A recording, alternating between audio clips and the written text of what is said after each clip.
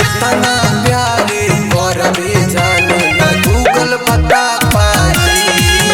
अरे इतना प्यारे और भी जाने ना गूगल बता पाई।